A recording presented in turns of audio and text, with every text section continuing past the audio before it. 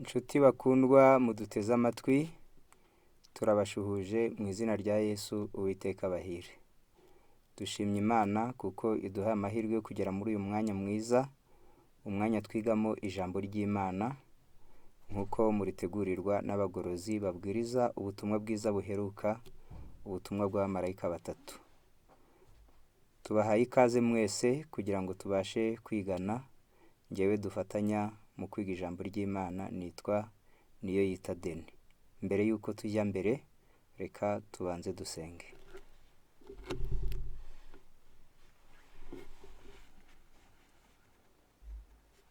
Urakoze mubyeyi wacu, turagushimye kandi turaguhimbaje kuko wabanye natwe ukaturinda, tugejeje mu mwanya wo kwiga ijambo ryawe.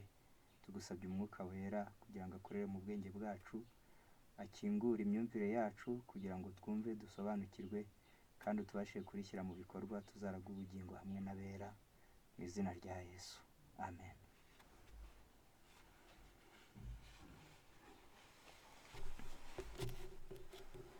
Reka rero dufatanirize hamwe kuganira ijambo ry'Imana.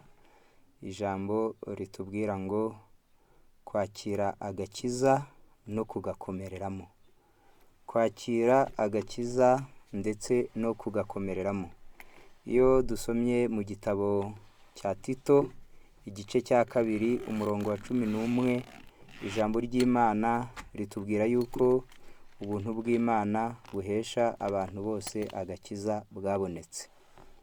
Turiho mu gihe cy'ubuntu bw'Imana, turiho mu gihe agakiza k'Imana kabasha kuboneka. Icyo koze ijambo ry'Imana ritubwira yuko aka gakiza kazagira iherezo, nk'uko tubisoma mu gitabo cya Yesaya, igice cyaho cya 55, ahatubwira ngo nimushake Uwiteka bigishoboka kwabonwa, nimumwambaze akiri bugufi. Ayo ni amagambo dusoma muri kino gice cya 55 cya Yesaya murongo wa 6, nimushake Uwiteka bigishoboka kwabonwa, nimumwambaze akiri bugufi. Umunyabyaha nareka ingeso ze, ukiranirwa ariko ibyo yibwira, agarukire Uwiteka, nawe aramugirira ibambe. Agarukire Imana yacu kuko izamubabarira rwose pe. Aya ni amagambo atwereka yuko igihe cy'agakiza kirahari, ariko hari igihe kizagera ku iherezo. Abantu b'Imana rero, tumaze kumenya yuko agakiza ka Yesu Kristo kabonetse, dukwiriye kukakira ariko tukanagakomereramo. Agakiza k'Imana, Imana yagashyizeho umuntu amaze gukora ibyaha, amaze kuzimirira mu bibi. Imana yatanze Yesu kugira ngo abashe kutubera umukiza n'umucunguzi.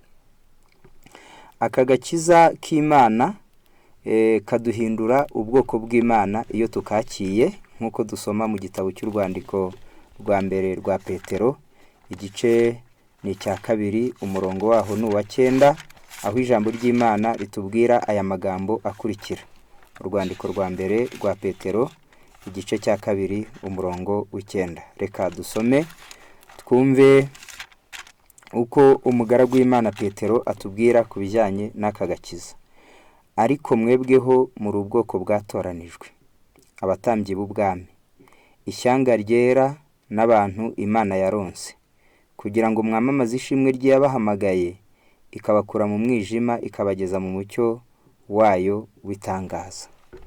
Abantu iyo bamaze kwakira agakiza, Imana ibahindura ubwoko bwayo, ikabahindura ishyanga ritoranijwe, ikabahindura amaronko yayo, abantu bakwiriye kwamamaza ishimwe ryayo. Imana yabahamagaye ibakuye mu mwijima kugira ngo ibageze mu mucyo wayo w'itangaza. Umwijima Imana idukuramo ituzana mu gakiza ubugizwe n'ibintu bitatu bikomeye. Hari umwijima w'ibyaha, hari umwijima w'imigenzo y'ubupagani, hari n'umwijima w'inyigisho z'ibinyoma ziboneka mu madini. Iyo rero umuntu akiri muri uwo mwijima, aba ari imbata yawo.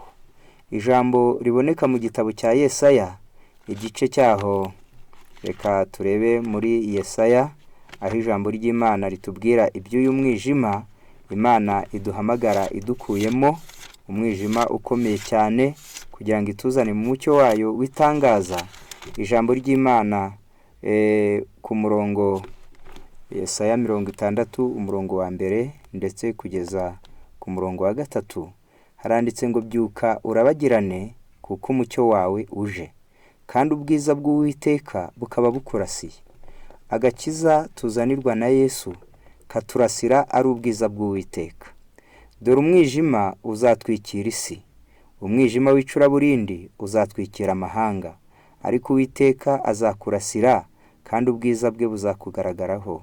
Amahanga azagana umucyo wawe n'abami bazagusanga ubyukanye kurabagirana.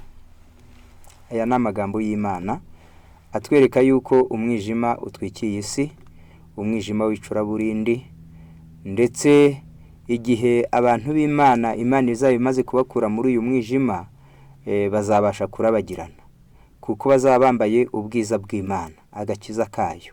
Ndetse nibabasha gukomerera muri aka gakiza, amahanga azagana umucyo w'abazashobora gushikama mu gakiza k'Imana. Amagambo tuganirira hamwe ni amagambo atubwira ngo kwakira agakiza no kugakomereramo.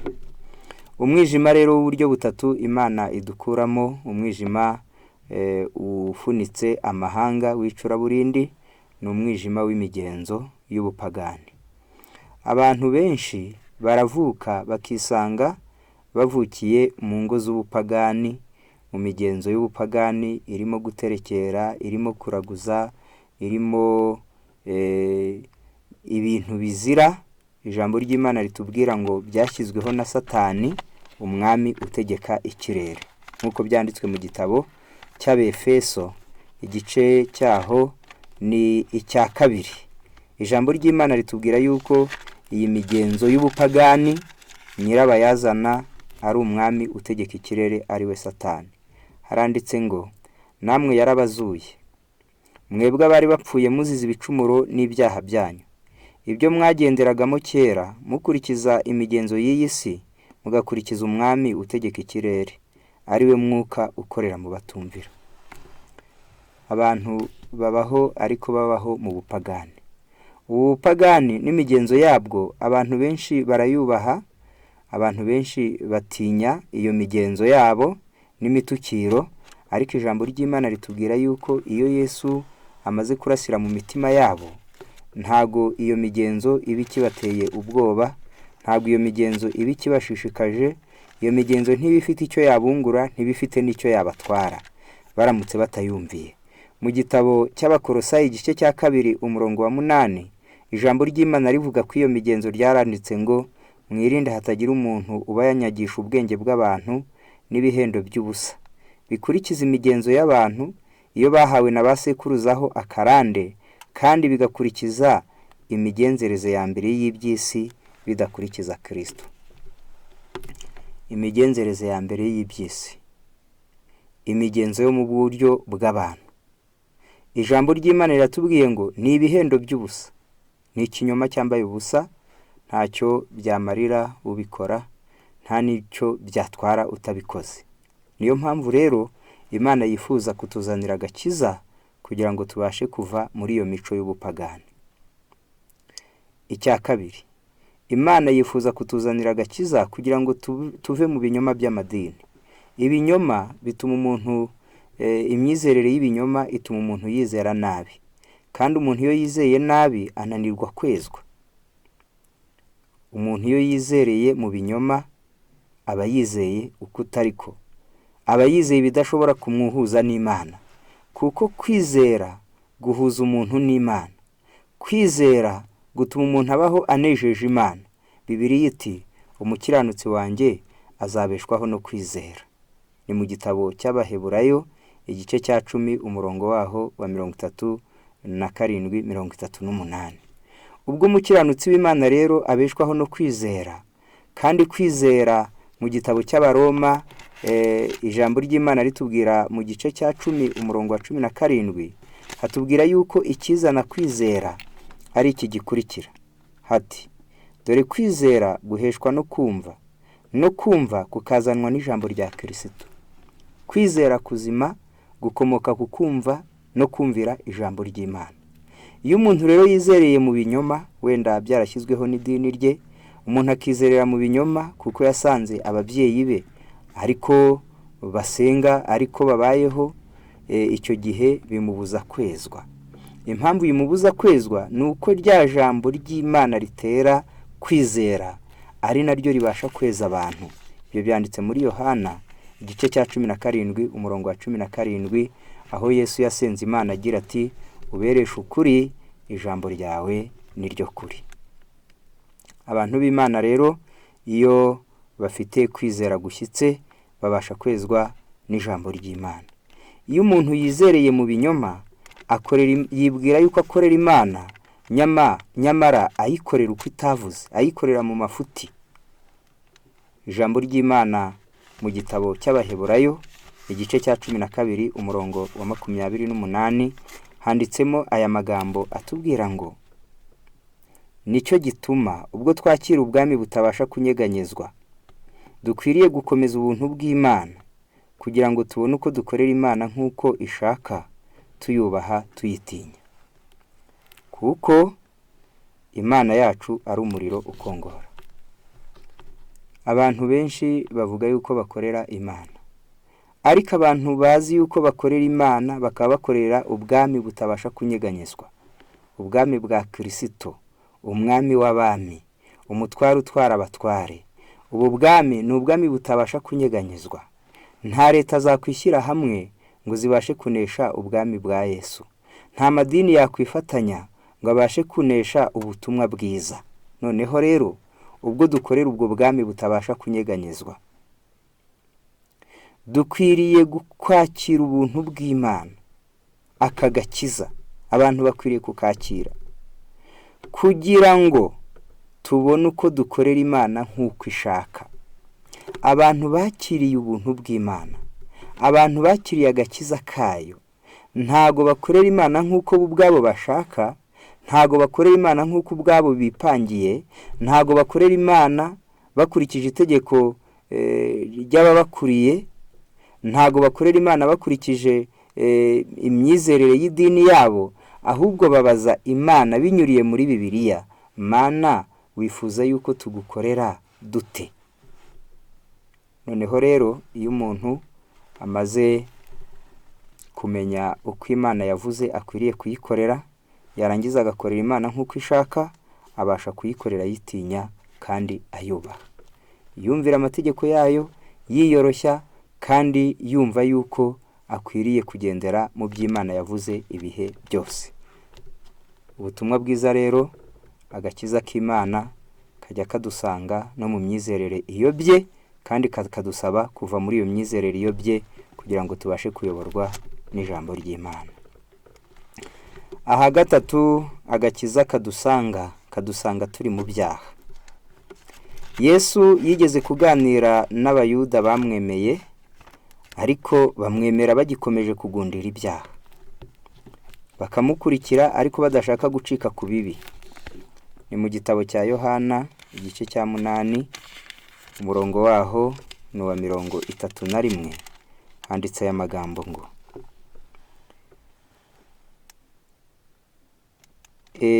haranditse aya magambo, Yohana igice ni cya 8 umurongo dusoma ni wa 31, aho Yesu yavuze aya magambo. Nuko Yesu abwira abayuda bamwemeye ati, nimuguma mu ijambo ryanjye muzaba abigishwa banjye nyakuri, namwe muzamenya ukuri, kandi ukuri niko kuzababatura. Baramusubiza bati, ko turi urubyaro rwa Aburahamu, akaba ari ntabwo twigeze na hato tuba imbata z'umuntu wese, none uvugiye iki ngo tuzabaturwa? Yesu arabasubiza ati, ni ukuri ndababwira yuko umuntu wese ukora ibyaha ari imbata y'ibyaha. Imbata ntiba mu rugo iteka, ahubwo mwene nyirarwo niwe urugumamo iteka. Nuko umwana nababatura, muzaba mubatuwe by'ukuri. Yesu rero yaje kuzanira agakiza abanyabyaha, ariko abanyabyaha Yesu abasanga bari mu bubata bw'ibyaha. ubu bubata bw'ibyaha bugizwe n'ibyaha bitandukanye. Hari ababaye imbata y'ubusinzi, hari ababaye imbata y'ubujura, hari ababaye imbata y'ububeshyi, hari ababaye imbata y'ubusambanyi. Buri wese aba afite icyaha cye cyamubase. Uwabaye imbata y'ubusinzi asahura umuryango agiye kunywera ibyo kurya abana be bagombaga kurya, akabijyana mu kabari bakaburara arayasinze. Uwabaye imbata y'ubusinzi akorera umushahara igihe kinini akawunywera mu gihe gito. Uwabaye imbata y'ubujura abandi bakora areba yipfumbase, kwera bamara kunguka, bamara kubibika kubihunika, nawe akarara yiga uko ari bujye kubyiba. Uwabaye imbata y'ubutukanyi ahamagara abana be, ari umubyeyi abahamagara mu bitutsi. Uwabaye imbata y'amahane, umugabo ahangara gukubita umugore yashatse, umugore umutekera, umumenyera buri kimwe cyose mu buzima, ariko akarenga akamukubita kuko ari imbata. Uwabaye imbata y'ubusambanyi asiga umugore we mu nzu cyangwa agasiga umugabo we mu nzu, akajya gukora ubusambanyi ku gasozi ataye inzu, akajya gukora ubusambanyi n'umugore w'umuturanyi we kandi niwe ahamusize. Uwabaye imbata y'ubusambanyi aba yiteguye gutanga byose kugira ngo abashe kunezeza irari rye kandi ridashira. Uwabaye imbata y'amahane ahari umutekano yumva bitamunyuze. Uwabaye imbata yo kunegura, ijambo ry'Imana riratubwira ngo aramutse ageze no mu ijuru ngo n'Imana yayinegura, kuko yabaye imbata yo kunegura. Anegura n'ahatari hakwiye kunegurwa, nta kimunyura, ntawe umunyura, nta muntu abona ngo abone byose byuzuye. Umuntu rero wabaye imbata y'icyaha, umuntu wese ukora icyaha aba ari imbata y'icyaha.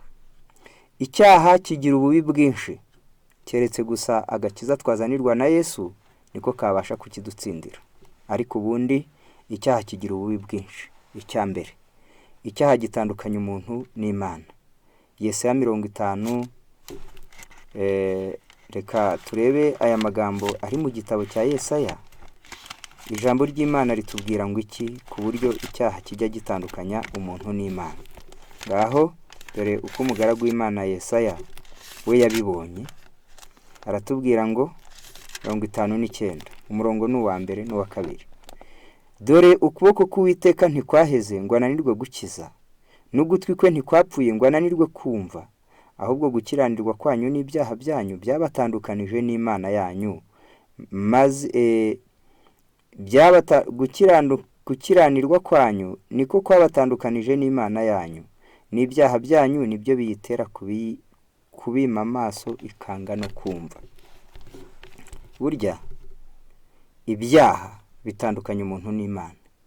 Ibyaha bikingiriza umuntu bigatuma atabasha kubona Imana, noneho bigatera gushidikanya, ibyaha bitera imico mibi, ingeso mbi.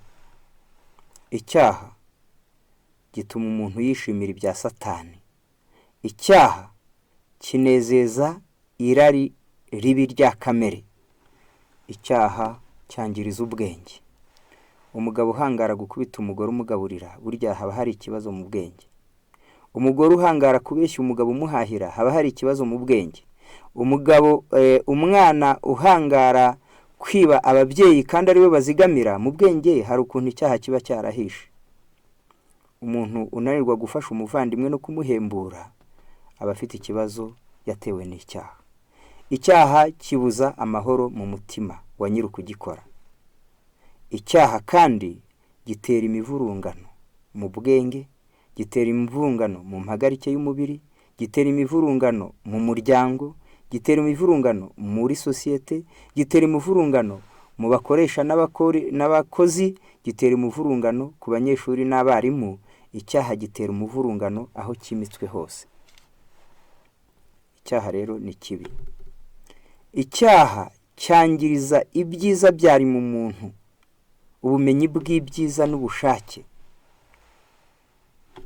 Icyaha kirabyangiriza maze kigasiga umuntu ari mu kangaratete. Icyaha rero ni kibi, nubwo abantu benshi bajya bagikunda, ariko icyaha ni kibi. Yesu rero icyamuzanye ni ukugira ngo abashe gukuraho ibyaha. Icyaha cyabambishije umwana w'Imana, gituma ijuru rigwa mu cyunamo, gituma ijuru rigwa mu kababaro. Igihe hari ku munsi wa vendredi, Yesu amanitswe ku musaraba guhera saa 6 kugeza saa 9, ijuru ryari mu cyunamo.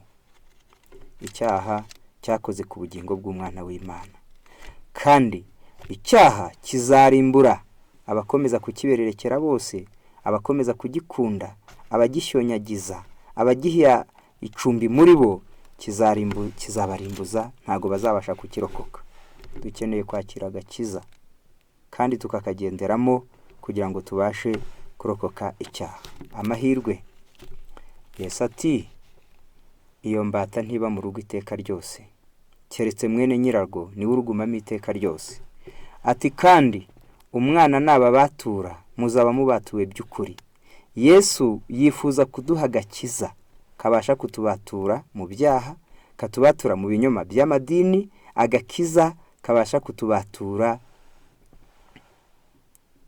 mu migenzo n'imico idakwiriye. Reka rero kubijyaniranye n'icyaha, Yesu yavuze amagambo akomeye ndetse afatanije n'amagambo ya Paulo. Yesu yavuze mu gitabo cya Mariko, igice ni icya 9 umurongo wa 43, avugamo aya magambo tugiye guhuza n'amagambo ari mu gitabo cy'Abaheburayo igice cya 12, kugira ngo twumve uburyo dukwiye gukoresha imbaraga zose zishoboka kandi zikwiriye kugira ngo tubashe gutsinda icyaha, kuko ububata bwacyo ni bubi, ingaruka zacyo ni mbi. Haranditse ngo 43, ukuboko kwawe ni kugucumuza uguce. Ibyiza ni uko wakwinjira mu bugingo usigaranye ukuboko kumwe, kuruta ko wajya muri Gehenomu, umuriro utazima ufite amaboko yombi, aho urunyo rwabo rudapfa kandi n'umuriro ntuzime. 45, n'ikirenge cyawe nikigucumuza ugice.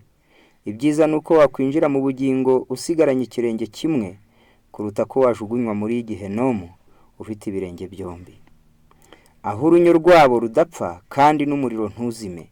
47, n'ijisho ryawe nirigucumuza urinogore. Ibyiza ni uko wakwinjira mu bwami bw'Imana usigaranye ijisho rimwe, biruta ko wajugunywa muri Gehenomu ufite amaso yombi, aho urunyo rwabo rudapfa kandi umuriro ntuzime. Ijambo ry'Imana riri kutwereka igitambo, ingano y'igitambo dukwiriye gukora, dukwiriye gutanga kugira ngo tubashe kurekana n'icyaha. Yesu atubwiye yuko aho kugira ngo umuntu ajye muri Gehenomu afite amaguru abiri yamucumuje, aho kugira ngo ujye muri Gehenomu ufite amaboko abiri yagucumuje, aho kugira ngo ujye muri Gehenomu ufite amaso abiri yagucumuje, icyiza ni uko wanogora ijisho, cyangwa se ugakatwa ikiganza, cyangwa se ugakatwa ukuguru, kuko n'ibindi nibijya muri Gehenomu y'umuriro n'ubundi bizashya.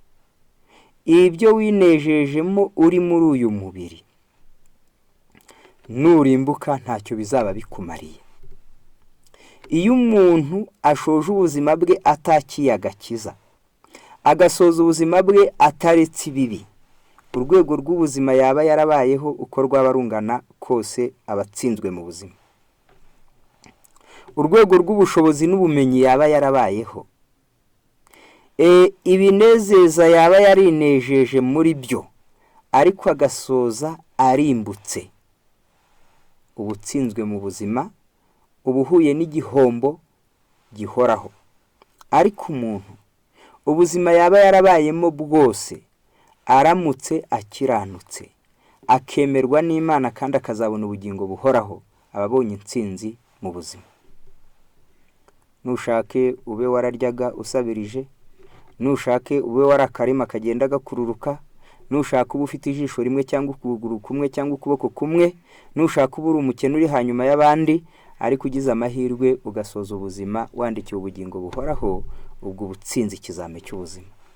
Noneho Yesu ati rero, ijisho ryawe niri gucumuza urinogore urite kure, kandi ukuboko kwawe ni kugucumuza, aho kugira ngo ukumvire uzajyane nako muri Gehinomu, ikiza ni ukugukata ukaguta kure, n'ukuguru nuko. Aya magambo Pawulo yavuze andi magambo ajya gusa nayo ari mu gitabo cy'Abaheburayo, igice ni cya 12. Turasoma Abaheburayo igice cya 12. Nuko natwe ubwo tugoswe n'igicu cy'abahamya bangana batyo, twiyambure ibituremerera byose n'icyaha kibasha kutwizingiraho vuba, dusiganirwa aho dutegekwa twihanganye, dutumbira Yesu wenyine ari we banze ryo kwizera kandi ari we ugusohoza rwose. Yihanganiye umusaraba kubw'ibyishimo byamushyizwe imbere, ntiyita ku isoni zawo, yicara iburyo bw'intebe y'Imana. Nuko muzirikane uwo wihanganiye ubwanzi bw'abanyabyaha bukomeye butyo, kugira ngo mudacogora mukagwa isari mu mitima yanyu. Mwebweho ntimuragera aho muvusha amaraso mu ntambara murwanya ibyaha. Aya ni amagambo Pawulo nawe yavuze ahura nayo Yesu yavuze. Pawulo yaravuze ngo twiyambure, Yesu nawe aravuga ngo ugikate ugite kure. Muri kino gitabo cyitwa ibyakozwe n'intumwa cy'umwuka w'ubuhanuzi, icyigisho ni cya 30, ahavuze ngo kugera ku rugero rwo hejuru rusumbuyeho. Urugero ruvugwa ni urugero rwo gukiranuka, ni urugero rw'imico, ni urugero rwo kwizera, ni urugero rwo gukunda Imana, ni urugero rwo kugirira abandi neza, ni urugero rwo gutanga icyitegererezo cyiza. Tugomba kugera ku rugero rusumbyeho rwo hejuru. Haranditse rero hati l'envie igomwa, la méchanceté ubugome, les mauvaises pensées ibitekerezo bibi, la médisance imvugo mbi amagambo mabi, la convoitise irari sont autant de fardeaux que le chrétien doit rejeter s'il veut triompher dans la course qui lui assurera l'éternité. Iyo ni imitwaro umukristo wese agomba kwiyambura akayita kure, nimba ashaka kunesha mu rugamba rugana ku bugingo buhoraho. Umuntu wese ukeneye kunesha ngo agere ku bugingo buhoraho, hari ibimuremerera agomba kwiyambura. Ni igomwa, gushaka kugomanwa abandi ibyiza ngo bibagomwe, ngo bibime, ngo bibahombye, ni umutwaro ugomba kwiyambura.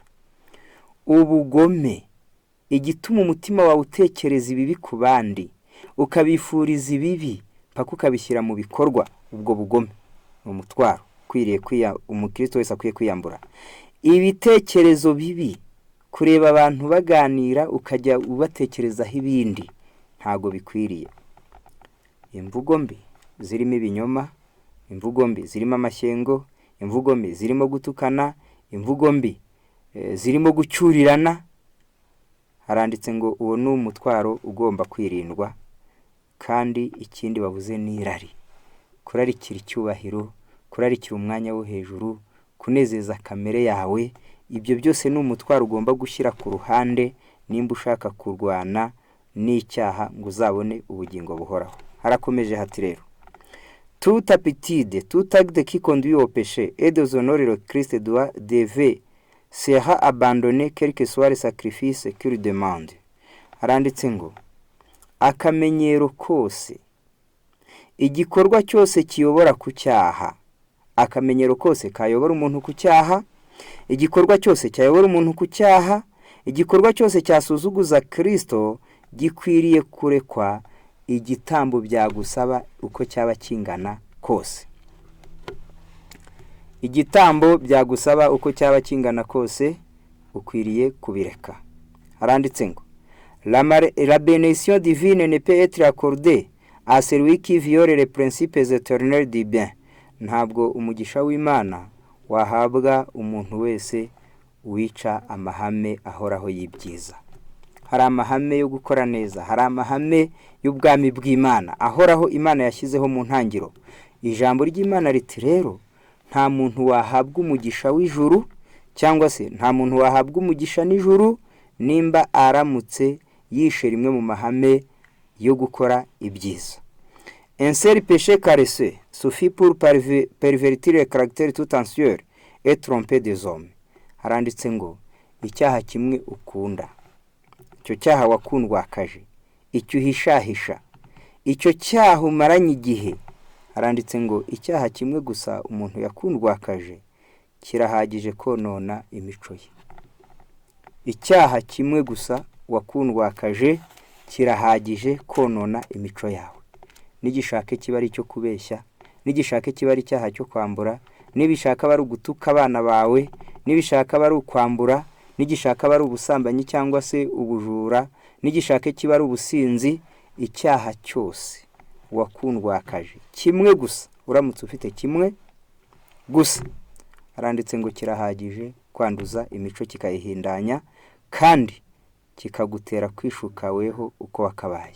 Ati rero niba ikiganza cyawe kigucumuje, ugikate ugite kure.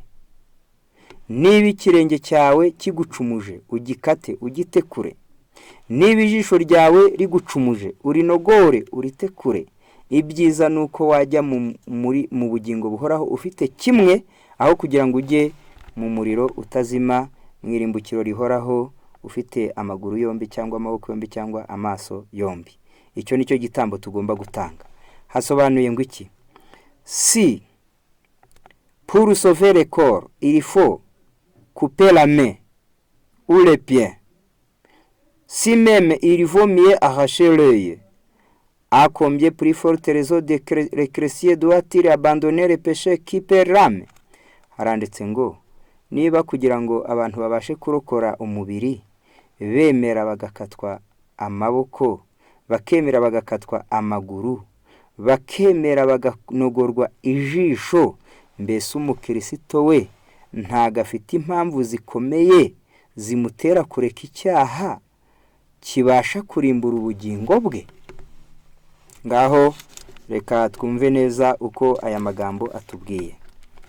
Umuntu bapima kanseri mu kuguru, umuntu bapima kanseri mu kuboko, umuntu bapima kanseri mu jisho, umuntu bapima kanseri muri nyababyeyi, umuntu basanga kanseri yarabaye nyinshi mu ibere, uyu muntu umuti ni ugukata urwo rugingo. Kandi iyo bagiye gukata urwo rugingo, uyu muntu bamaze kumubwira yuko ari kanseri, abanza kubisinyira ngo bizabaho baganga bikuzakurikirana. Uyu mubyeyi iyo yagiye kwa muganga bagasanga umwana yaje nabi, bishobora guhitana ubuzima bw'umubyeyi, arasinya bakamukorera operasiyo bakamubaga. Abantu biteguye gusinya ngo abagwe bamuteruremo umwana, abantu biteguye gusinya ngo bamukate ukuguru kuko harimo kanseri, abantu biteguye gusinya ngo bamukate ukuboko kuko harimo kanseri, abantu biteguye gusinya ngo bamukate ibere kuko hamaze kugeramo kanseri, ariko abantu ntago biteguye gusinya kureka icyaha. Ijambo ry'Imana riti rero uko abantu bajya bagira ubwitange bagafata umugambi bakanzura, ukavuga uti ndabisinyiye, bakagaca akaguru nta wundi uri bugaye, ndetse bakagaca utanze n'amafaranga menshi. Haranditse ngo mbese abakirisito nibo badakwiye gukora ibikomeye kugira ngo babashe kureka icyaha cyangiriza ubugingo? Mu by'ukuri rero ijambo ry'Imana Yesu yavuze ngo ijisho niri gucumuza urinogore urite kure. Umuntu afite inzira nk'eshanu icyaha kijya kinjiriramo cyangwa se kireherezamo. Inzira ya mbere ni ijisho, mu byo ureba bishobora kugucumuza. Inzira ya kabiri ni ugutwi, mu byo wumva bishobora kugucumuza bikagutandukanya n'Imana. Inzira ya gatatu ni ururimi, rushobora gusogongera, rushobora kumva, rukumva biryoshye cyane, ukaba warya ibitaragenewe kuribwa, ukaba warya ukarenza mbiga, ukakoresha byinshi maze bikagutera ingorane. Ururimi. Ikindi ni amazuru anukirwa, akamenya gutandukanya ibihumura n'ibinuka, kandi ibyo ibihumura ibihe byinshi bijya bitera abantu kurenga umupaka. Icya gatanu ni uruhu. Ibiganza bikorakora ku ruhu ku bantu badahuje igitsina, ubwo ndavuga igitsina gabo n'igitsina gore. Uruhu binyuriye mu bintu bitatu: mu maso yarebye ubwiza, mu matwi yumvisha ayo magambo ashyeshyenga ari ashyeshya, noneho n'ikiganza gikorakora ku ruhu, maze bigatuma umuntu abasha kugira kamere y'umubiri. Ijambo ry'Imana riti rero izo ngingo zitera umuntu gucumura, izo ngingo zitera umuntu kurarikira ibibi, izo ngingo zigutera kwica amategeko y'Imana maze ukandagaza Kristo ukamubabaza, izo ngingo zigutera gukora icyaha zikagukura mu nzira z'Imana. Yesu ati rero urwo rugingo urukate urutekure. Biravuze ngo ukwiriye kurwana intambara yo gukiranuka. Haranditse ngo, igitabo gikomeje kutubwira, l'apôtre se compare lui-même à celui qui court dans un stade et fait tous ses efforts pour remporter le prix. Intumwa Pawulo ati, ndiruka ariko sinkutaza hajya, nkubitana ibipfunsi ariko sinkuhusha, mbabaza umubiri wanjye nkawukoresha uburetwa, kugira ngo ahari ubwo maze kubwiriza abandi nanjye ejo ntaboneka yuko ntemewe. Intumwa Pawulo rero yigereranyaga ubwe n'umuntu uri kwiruka mu kibuga kandi akora ibishoboka byose kugira ngo yegukane intsinzi. Nanjye ubwanjye ndiruka ariko sinkutaza hajya, nkubita ingumi ariko sinkuhusha, nkoresha umubiri wanjye uburetwa nkawubabaza, ntinya yuko ahari ngewe umaze kubwiriza abandi nshobora kuboneka yuko ntemewe. Haranditse ngo, kugira ngo utabasha kuruhira ubusa, kugira ngo atabasha kuruhira ubusa, kwirukira ubusa mu rugamba rwa gikristo cyangwa mu marushanwa ya gikristo, Paulo se soumettait à un entraînement sévère. Byatumaga Paulo yishyira mu myitozo ishaririye.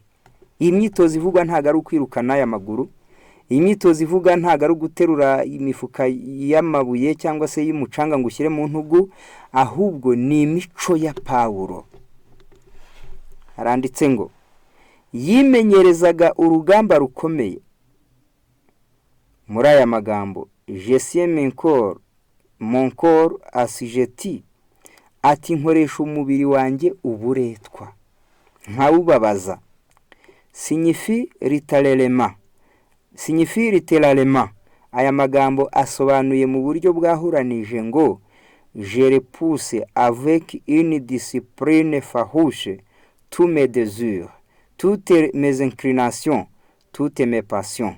Ati rero njya nshyira ku ruhande, njya ndwanya nkoresheje umwitozo ukomeye, umwitozo ushaririye, nkarwanya ibyifuzo byanjye, nkarwanya kamere yanjye, nkarwanya irari ryanjye. Umuntu wese rero akwiriye kurwanya irari rimurimo, umuntu wese akwiriye kurwanya kamere imurimo, umuntu wese akwiriye kurwanya ibyonona bimurimo. Niko Paulo yavuze. Buri wese akwiye kurwanya ibyonona bimurimo kugira ngo abashe gusingira ubugingo buhoraho. Urugingo rwawe rwagucumuza, urugingo rwawe rwararikira ibibi, urugingo rwawe rwashaka kwinezeza mu cyaha. Ijambo ry'Imana riravuze ngo ukwiriye kurwima icyo kibi ufashe imyanzuro ikomeye, nubwo byababaza urwo rugingo, nko gukatwa cyangwa gucibwa akaboko, gucibwa akaguru, kunogorwa ijisho, kuvanwamo nyababyeyi, cyangwa se gucibwa ibere kuko ryarwaye kanseri. Urwo rugingo rero niko rukwiriye gukorerwa. Icya kabiri, urwo rugingo ukwiriye kurwima icyo rurarikiye kinyuranye n'ijambo ry'Imana, nubwo byagutera igihombo kingana no gucika ukuboko. nubwo byagutera igihombo kingana no kunogorwa ijisho cyangwa se gucibwa ukuguru. Abakristo benshi bashaka kujya mu by'Imana batanze igiciro gito. Ntago Imana yakwemera umurimo nk'uwo mu gihe yo yatanze igiciro cy'amaraso ya Yesu kugira ngo ibashe kuducungura.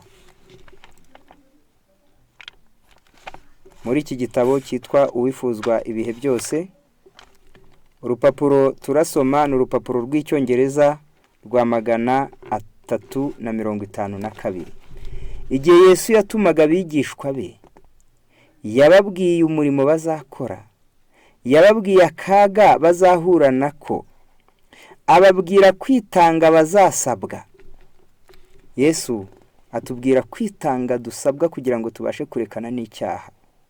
Yakeneye yuko bakora imibare y'igiciro basabwa, bakamenya neza igiciro basabwa. Ntabwo Yesu yaje kuducunguza bikeya, ku buryo kureka icyaha bidusaba kureka bikeya.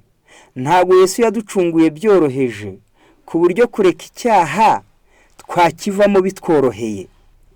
Icyaha wakuye kuri sokuruza wawe mu ihererekanyamurage, icyaha warazwe n'ababyeyi bawe mu gihe cyo gusamwa, icyaha wakuye mu burere ukiri uruhinja cyangwa se ukiri mu nda, icyaha wakuye mu mirire mibi yakubayeho uhereye mu bwana, icyaha ukomora mu bikuzengurutse bikonona, mu byitegerezo bibi, mu nshuti mbi mu bana. Ijambo ry'Imana riti ntago icyo cyaha wabasha kugikira utanze agaciro gakeya. Kuko Yesu nawe kugira ngo abashe kuducungura mu byaha yatanze igiciro kinini, yatanze igitambo kiremereye. Haranditse ngo Yesu yaberetse akaga bazahangana nako, abereka kwitanga bazasabwa. Yifuza yuko bamenya igiciro ubukristo buzabasaba, kugira ngo bataza gutungurwa n'umwanzi batabizi. Ntabwo intambara yabo yari ishingiye ku maraso n'umubiri, ahubwo bagombaga guhangana n'abakuru, n'abakomeye, n'abategeka iyi si n'imyuka mibi y'ahantu ho mu ijuru. Abefeso 6:12. Bagomba kugira ngo ureke icyaha, uba ugomba guhangana n'imbaraga zo mu rwego rwo hejuru zirenze iza kimuntu. Ariko Yesu yadusezeraniye kuduha ubufasha bukomeye cyane kuruta ubufasha bwa kimuntu. Ubumenyi bwose bw'ijuru bubana natwe. Inzira zose zo kureka icyaha Imana iraziduha. Ubwenge bwose bwatuma umuntu acika ku kibi Imana irabutanga. Uri mu mirongo yabo y'urugamba nurenza abamarayika, umwuka wera uhagarariye umugaba w'ingabo z'Uwiteka aramanuka maze akaba mu birindiro byabo. Intege nke zawe zishobora kuba ari nyinshi, ibyaha byawe n'amakosa bishobora kuba biremereye, ariko ubuntu bw'Imana buzahabwa abantu bose bemera kwihana.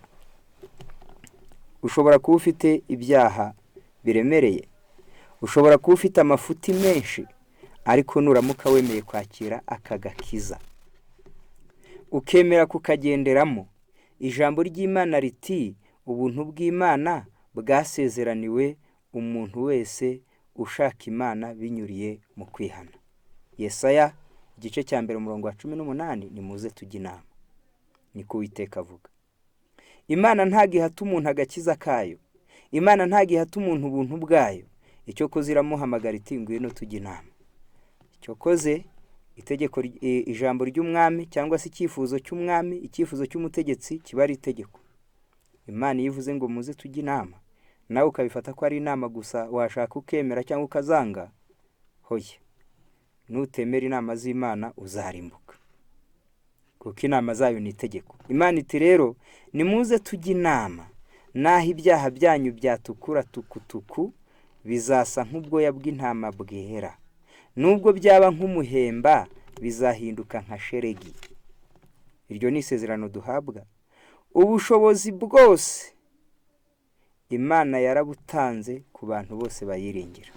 Muri runo rugamba tubasha kurwana n'ikibi, ubushobozi bwose butuma dutsinda icyaha Imana yarabutanze ku bantu babasha kuyiringira. Icyo dusabwa ni ukumenya ibyaha byacu. Icyo dusabwa ni ukumenya ububi bw'ibyaha byacu. Icyo dusabwa ni ukumenya kubisabira imbabazi tubyingingiye, duhendahenda, tubabajwe nuko twahemukiye utugirira neza buri munsi, tubabajwe nuko twahemukiye Imana itubeshaho, maze tukemera kugendera mu nzira z'Imana. Nidushaka Uwiteka dufite imitima yoroshye, imitima iciye bugufi, imitima irimo gushaka Imana, ntabwo Imana izasuzugura iyo mitima.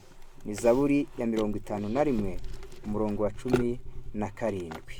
Ijambo ry'Imana riti, Zaburi 51 umurongo waho, reka dusome aya magambo ari muri iki gitabo cya Zaburi ya 51, umurongo ukurikira niwo turi buze gusoma. Yego, 51 umurongo n'uwa 10 na umurongo n'uwa 17. Ibitambo Imana ishima ni umutima umenetse. Umutima umenetse ushenjaguwe, Mana ntuzawibagirwa. Uyu mutima umenetse kandi ushenjaguwe, Imana ntago yawusuzugura. Mu gitabo cya Yesaya 66 umurongo wa 2, Imana iti, uwo nitaho ni umukene ufite umutima umenetse kandi agahindishwa umushyitsi n'ijambo ryanjye.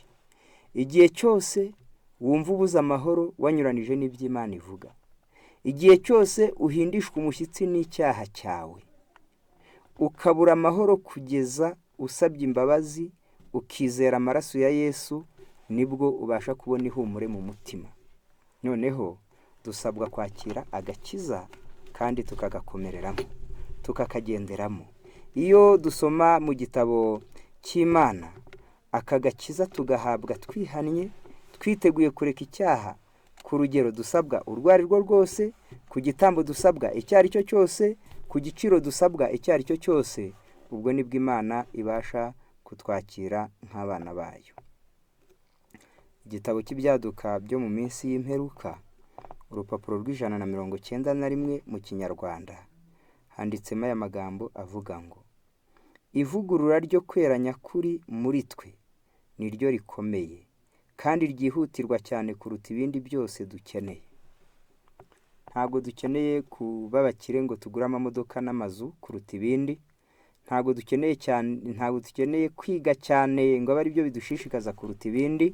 Ntabwo dukeneye kugira byinshi cyangwa se kubyara benshi. Ntabwo dukeneye kumenyekana cyane mu isi, ahubwo ikintu dukeneye cyane kuruta ibindi ni ivugurura ryo kwera nyakuri. Uwari umujura akabireka akaba umwiringirwa, uwari umubeshyi akaba umunyakuri, uwari umusambanyi akaba umuntu wirinda akanyurwa n'uwe, uwari umurwanyi akaba umuntu witonda, uwari umutukanyi akaba umuntu uvuga amagambo aboneye, uwari umunyamazimwe akaba umuntu ucisha make, uwari umusinzi akaba umuntu wirinda, uwari mubi akaba mwiza, maze muri wowe Imana igahabwa icyubahiro. Ivugurura ryo kwera nyakuri muri twe ni ryo rikomeye kandi ryihutirwa cyane kuruta ibindi byose dukeneye. Kurishaka nibyo byari bikwiriye kuba umurimo wacu w'ibanze. Umurimo w'ibanze ni uwo gushaka kuvugururwa ko kwera. Hagomba kubaho umwete udacogora kugira ngo duhabwe umugisha w'Uwiteka. Atari uko Imana idashaka kuduha imigisha yayo, ahubwo ari uko tutiteguye kuyakira. Data wo mu ijuru yifuza cyane gutanga umwuka wera amuha abamumusaba, nk'uko ababyeyi bo mu isi nabo baba bitegura guha abana babo impano nziza. Ariko rero ni umurimo wacu kuzuza ibyangombwa bisabwa n'Uwiteka ngo aduhe umugisha we yadusezeranije, binyuze mu kwatura ibyaha, kwicisha bugufi, kwihana n'amasengesho avuye mu mutima. Ivugurura rishobora gutegerezwa gusa mu gisubizo cy'amasengesho. Ku muntu wese watura ibyaha bye akabisabira imbabazi. Nimba warakoze icyaha mu ibanga wiherereye, ukajya imbere y'Imana mu cyumba cyawe wiherereye ukayaturira, icyo cyaha ukivuze mu izina. Nimba warahemukiye umugore wawe ukamukubita, nimba warahemukiye umugabo wawe ukamubeshya kandi akabimenya, nimba warahemukiye abana bawe ukabendereza, nimba warahemukiye ababyeyi bawe ukabasuzugura, nimba warahemukiye abaturanyi bawe ukabibonaho ukabazimurira, ijambo ry'Imana riravuze ngo kwatura. Sanga uwahemukiye akabimenya rero, umubwire uti mugenzi wanjye nagukoreye ibi n'ibi, mbabarira. Kandi ugire kwicisha bugufi, iyoroshye, oroha, oroha, oroha. Igikomeye n'Imana, naho abantu twebwe turitaka. Twavuye mu gitaka nimwe tuzasubira. Dukwiriye koroha rero. Nimba Yesu ufite kamere y'ubumana yaraciye bugufi, akaba hasi y'umugaragu w'imbata, akemera kuganduka agapfa urupfu rubi rwo ku musaraba, mbese weho ubwibone ugira bushingiye kuki? Nimba Yesu wari Imana yarabashije kwihangana agaca bugufi bigezaho, ca bugufi rero worohe. Gatatu ni ukwihana. Kubabazwa n'icyaha cyawe. Kubabazwa n'icyaha cyawe. Mu gitabo kimwe cya Zaburi ya 38 umurongo waho ni nk'uwa 5 haranditse ngo nta mahoro amagufwa yanjye afite. Kubera ibyaha yari yakoze, yari yabuze amahoro, yari yabuze umutekano. Kubera iki wowe watuka umuturanyi wawe? Kubera iki wabeshya umugabo wawe? Kubera iki wakubita umugore wawe? Kubera iki wahemuka? Kubera iki wambuye? Kubera iki wasinda ukanywa inzoga wari umukristo ariko ukaryama ugasinzira nkaho nta cyabaye? Usinzira ute? Ushingiye kuki? Uri urubanza rukuriho ukaryama ugasinzira. Urubanza rw'icyaha cyawe rukuri kunagana. Dosiye yawe yagerwaho umwanya utazi. Urupfu rwagutungura ukagipfana. Ubasha gute gusinzira? Kwihana rero ubabajwe n'icyaha cyawe. Noneho icya kane ni ukugira amasengesho arimo kwizera kandi avuye ku mutima. Amasengesho arimo kwizera kandi avuye ku mutima. Noneho nidukora ibyo nibwo dushobora gutegereza mu gisubizo cy'amasengesho. Si ugusenga gusa, ahubwo watuye ibyaha byawe, wicishe bugufi uriyoroshya, wihannye ubabara mu mutima kubw'ibyo byaha, urangije urasenga. Uwakoze ibyo, ivugurura nyakuri ribasha gutegerezwa mu gihe cy'amasengesho. Ngaho rero igihe dufite ni kigufi, Yesu yenda kuza. Agakiza Imana yaduhaye kari mu marembera. Ubugingo bwawe buri mu kaga. Niyo mpamvu ukwiriye kwita ku byo Imana yavuze. Muri kino gitabo cy'uburezi, ijambo ry'Imana ritubwira yuko agahe dufite ari gatoya. Ni urupapuro rwa 210 mu Kinyarwanda. Kubera izi mpamvu agahe dufite mu isi ni gatoya. Haranditse ngo uku kuri gukomeye niko abato n'abakuze bakeneye kwiga. Ukuri kw'agakiza, ukuri kutuvana mu bibi, ukuri gutera guhinduka, ukuri gutera guca bugufi, ukuri gutera kwihana, ukuri gutera kwatura, ukuri gutera gusengana umutima wizera kandi wiyoroheje. Uku kuri gukomeye niko abato n'abakuru dukeneye kwiga. Dukeneye kwiga uburyo Imana ikora mu gusohoza imigambi yayo binyuriye mu mateka y'ibihugu ndetse n'ihishura ry'ahazaza, kugira ngo dushobore kugereranya agaciro k'ibigaragara n'ibitagaragara, kugira ngo tubashe gusobanukirwa n'intego nyakuri y'ubuzima. Intego nyakuri y'ubuzima. Uramutse ubaye umukungu, ukubahwa mu isi, ukaba ukomeye, ugatinywa mu isi, uramutse ugize ubwenge bwinshi, ugakenerwa henshi, ariko bigasoza utihannye, bigasoza utakiye agakiza, waba ushoje nabi. Ubuzima buba bukubereye igihombo kuko uba utakaje iby'iteka ryose. Noneho rero haranditse ngo kugira ngo tubashe gusobanukirwa neza n'intego nyakuri y'ubuzima, nubwo waba ukennye, uri akarema, ubabaye, uvunitse, ariko ukazasoza ubonye ubugingo buhoraho, mu by'ukuri uba ushoje neza ubuzima bwawe. Noneho umunsi uregereje, kubera ko hakiri ibyigisho tugisabwa kwiga, hari umurimo ugomba gukorwa. Urugendo rw'ihinduka ry'imico dusabwa kurangiza bitumye agahe gasigaye gahinduka inyaranga. Noneho wakubitaho n'ubuzima bugoye bwo muri iki gihe giheruka, ugasanga igihe cyarabuze. Abantu ntibagira igihe cyo kwiga ijambo ry'Imana, abantu ntibagira igihe cyo gusenga, abantu ntibagira igihe cyo gukorera Imana, abantu ntibagira igihe cyo kwiga. Ariko agahe dufite ni inyaranga bitewe n'ibyo tugomba kwiga, ko ababyeyi bitwara mu rugo, ko abagabo babasha gusoza inshingano, ko abakristo bagomba kuba mu by'Imana, uko abana n'abasore bagomba kugenza. Dufite byinshi byo kwiga. Hari umurimo w'Imana ugomba gukorwa mu isi ku bamaze kumenya uku kuri, tukawugeza ku isi yose, mu mahanga, amoko, indimi, imiryango. Kandi hari urugendo rw'ihinduka ry'imico, kugira ngo ureke ubusinzi, ureke ubugome, ureke ishyari, ureke umujinya, ureke uburakari, ureke ubujura, ureke ububeshyi, ureke ubwambuzi, ureke amahane, ureke gutongana. Hari urugendo rukomeye rw'ihinduka ry'imico. Rero ku bw'ibyo agahe kabaye inyaranga. Abantu b'Imana dukwiriye kwakira agakiza kandi tukagakomereramo, imico yacu ikavugururwa, tukezwa, tukabaturwa ku byaha, tukabaturwa ku migenzo, tukabaturwa ku binyoma, maze tukabaho turi ubwoko bwatoranirijwe Uwiteka. Imana idufashe, Yesu atugirire neza, atwejeshe amaraso ye, aduha umwuka we, kugira ngo abashe kudusobanurira ibikwiriye kandi adushoboze kugendera mu by'agakiza. Imana iduhire twese mu izina rya Yesu. Amen.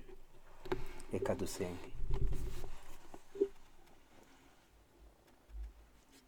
Urakoze Mwami mwiza ukiranuka, utugirira ubuntu, uhabwa icyubahiro. Tugushimiye ijambo ryawe n'agakiza kari muri Kristo Yesu umwami wacu. Turagusabye Mwami kugira ngo ubuntu twahawe twe kubupfusha ubusa. Agakiza waduhaye ke kuduciraho iteka, ahubwo kaduhe kuzarokorerwa hamwe n'abera. Tumaze kwiga ijambo ryawe hamwe n'abariteze amatwi, turagusabye Mwami ngo dukize twese. Turagusabye kugira ngo umwuka wawe abashe kutumurikira kandi atuyobore. Turagusabye ngo uwo ari we wese wumvishe ijambo ryawe umukize, umurinde, mukomereze mu buntu bwawe, mukomereze mu nzira y'urukundo rwawe, mu nzira y'agakiza kawe, mu nzira y'ubuntu bwawe. Ngaho ibyaduhesha ijuru ukomeze kubuduhera ubuntu, hamwe n'abana bawe bari hirya no hino ku isi, dusabye twizeye mu izina rya Yesu. Amen.